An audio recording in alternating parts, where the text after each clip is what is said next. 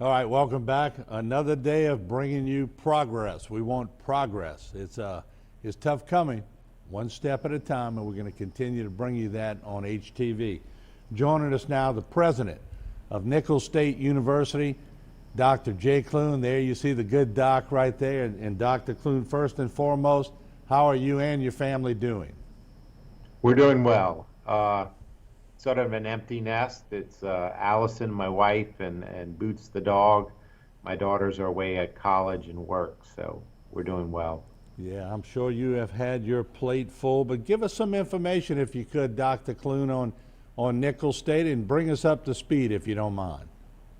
Sure, Martin. So for us, mostly roof damage, some water intrusion, a lot of debris, all fixable.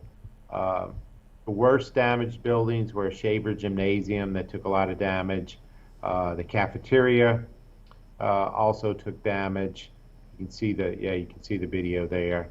Library took a lot of water as a lot of the sunlights were blown off. The residential halls took some water damage. We had to rip carpet out of about 43 rooms. Right now we're buying area rugs to put in those rooms so the students can come back. Campus is pretty much clear of debris. We have electricity on the Bowie Road side of campus because that is on the Thibodeau Regional Hospital grid.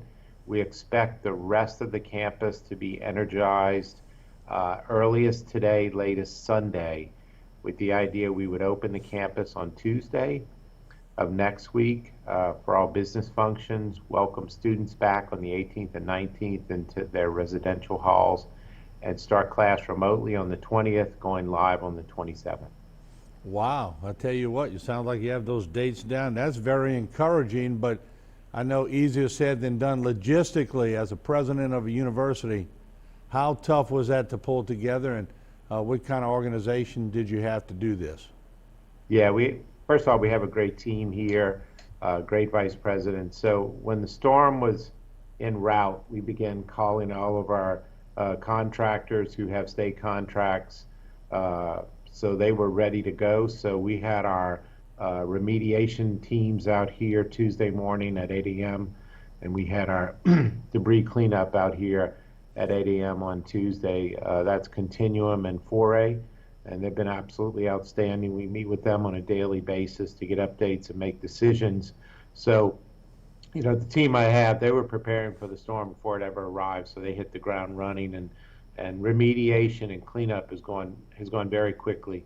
Martin, our problem here, as in Terrebonne Parish, is it's a housing crisis. We have about 66% of our students come from coastal parishes, and more than half come from Terrebonne and Lafourche. And the other day, President Chessel estimated that 25% of the dwellings in Lafourche were uninhabitable at present, and that's devastating for the parish. It's devastating for us as a university, and we're trying to find solutions. So we're bringing back every dorm room on campus, putting doubles where there were singles. We're getting ready to buy about 102 additional beds to try to house all those students that were displaced, that had to evacuate their apartment complexes, whose families are going to live in trailers, and they need a place to live on campus. So now we're turning to housing.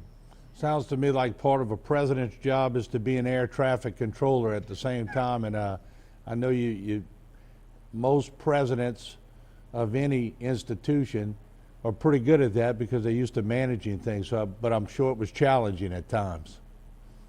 Yeah, it's challenging.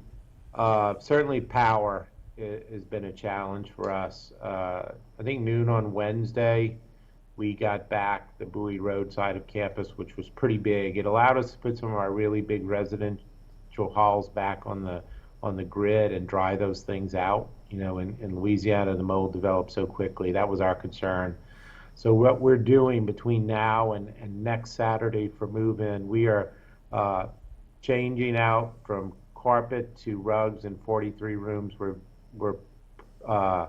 gonna clean every carpet on campus, every rug on campus. I think the temperature of the water that Continuum uses is about 270 degrees, and it takes out all the mold and mildew, and we're going to clean every carpet and get them ready for students.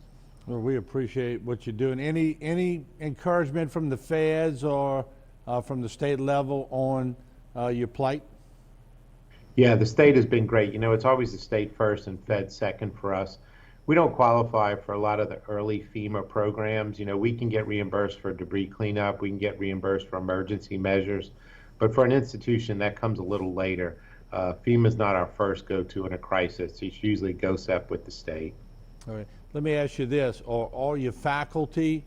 You told us about the students, but are the faculty ready to go, or are many of them displaced? Many faculty and staff are displaced. Many coaches are displaced. So what we're going to do is we're going to open the university on the 20th, and we recognize not everyone's in the same place. When we start class, wait, let me take that back. We're opening the university on the 14th, next Tuesday, and we start classes on the 20th. Not everyone will be in the same place, so there are going to have to be some accommodations made, at least for the first 2 weeks, and probably after that on an individual basis. All right, Dr. Clune, we appreciate you joining us, and I know they're in good hands over there with you. We appreciate it, and just keep us in touch with everything, and we'll be back in touch in a couple of days with you. Thank you, Martin. All right, thank you. Once again, Dr. Jay Clune. We'll take a short break. We have Dr. Christine Strickland, and she'll be up next. Don't go away.